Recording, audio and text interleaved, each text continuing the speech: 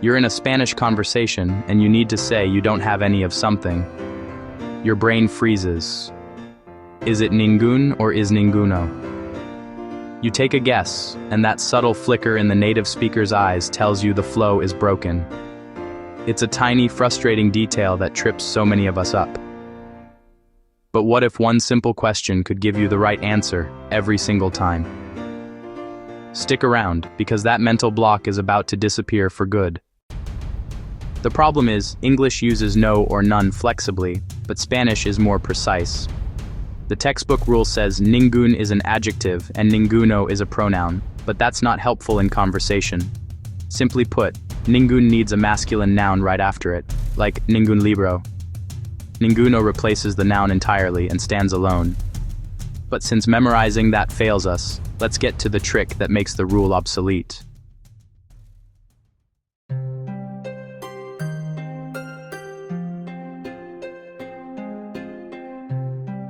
Okay, forget adjective and pronoun.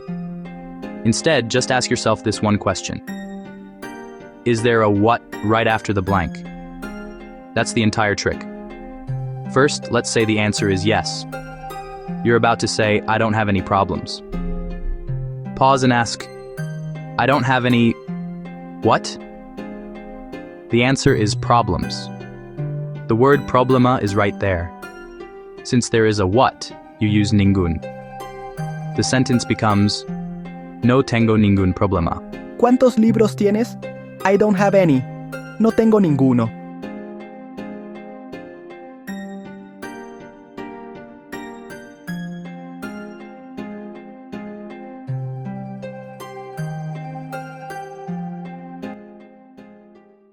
It's that clean. What about feminine nouns?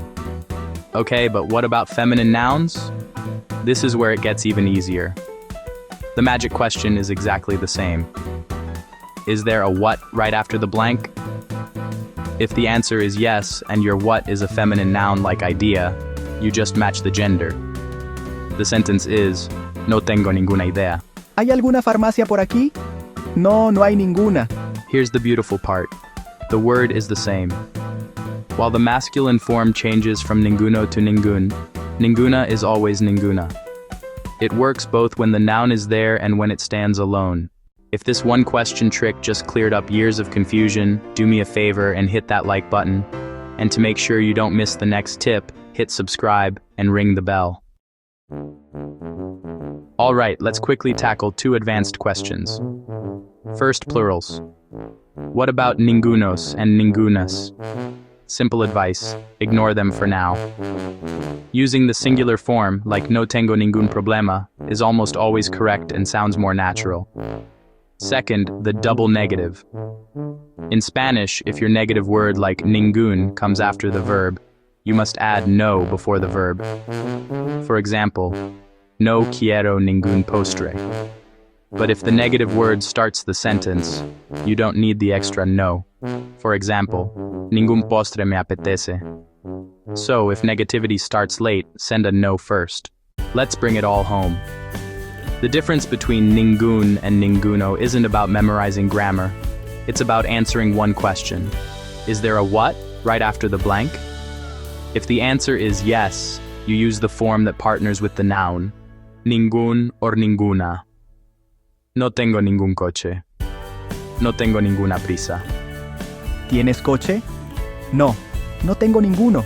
¿Tienes prisa? No, no tengo ninguna.